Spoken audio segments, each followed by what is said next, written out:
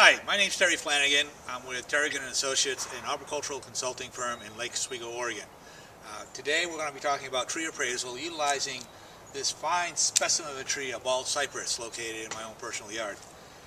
A lot of times I'll get a call in a situation in regards to tree appraisal when a car has run off the road and hit a tree in a person's landscape or on a commercial property.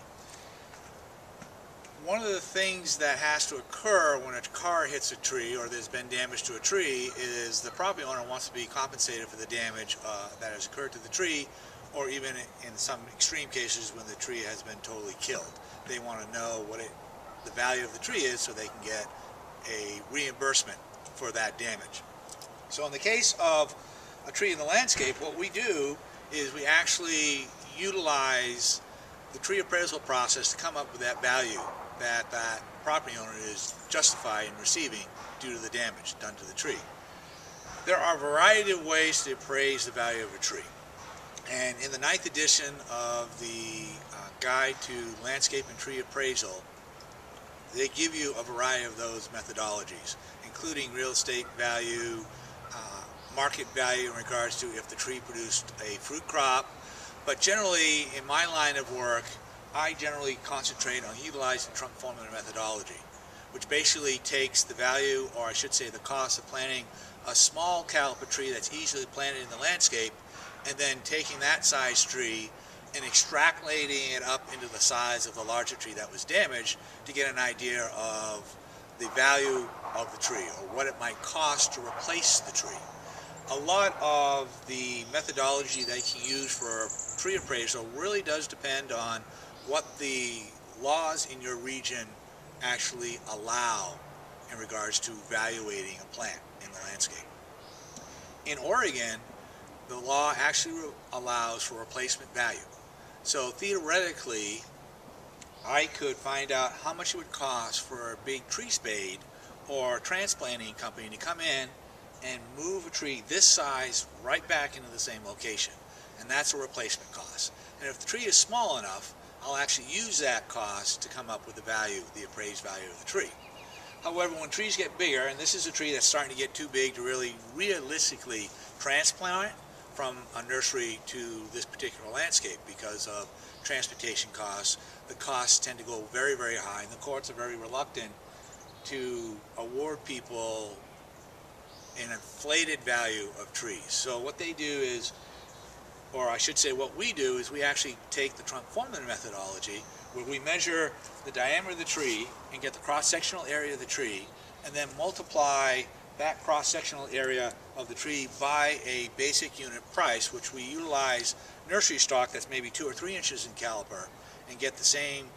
We divide the cost of the tree to actually buy the tree, transport it to the site, plant it, and then divide that total cost for getting the tree in the ground by the cross-sectional area of the replacement tree.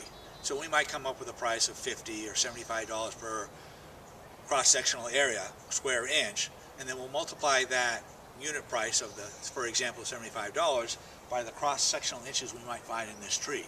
And then we'll come up with a price that might be very high. In this case, it might be as much as $10,000 in this case, given the diameter of this tree. But then we take that price and we'll actually adjust it for the present tree condition, the one of the tree that was in the landscape that was damaged, and also adjust it by the species of the tree that we're replacing. And a lot of times, if I can replace the same species that was damaged, I'll actually give that species value 100% because I'm replacing like for like. And then the other third factor that we look at is the location of where the tree is in the landscape and how much benefit it's actually providing to the property owner. And that includes things like the relative value of the property. So if you're in a very nice neighborhood, that might get a very high percentage rating. We also look at the placement of the tree in the landscape as well as the contribution of that tree in that place in the landscape. So placement refers to how well does the tree's placement in the landscape actually provide benefits like shading of the house, wildlife habitat, soil erosion control, all the things that trees actually provide to us. How well does the tree's placement actually provide those benefits?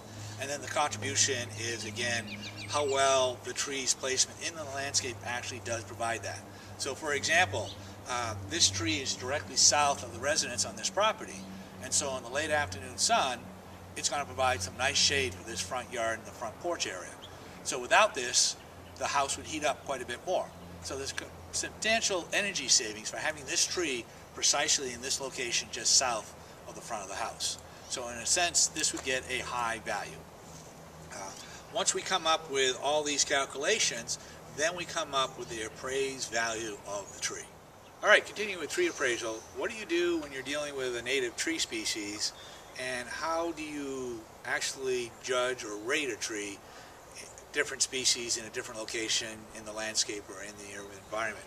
This is a native species, a Douglas fir. It's pretty good size diameter, and as you can imagine, while theoretically it might be possible to move a tree in this size, and we have actually done appraisals where we have actually come up with the appraised value by calculating what it takes to actually transplant a tree this size, which you can imagine gets to be quite high.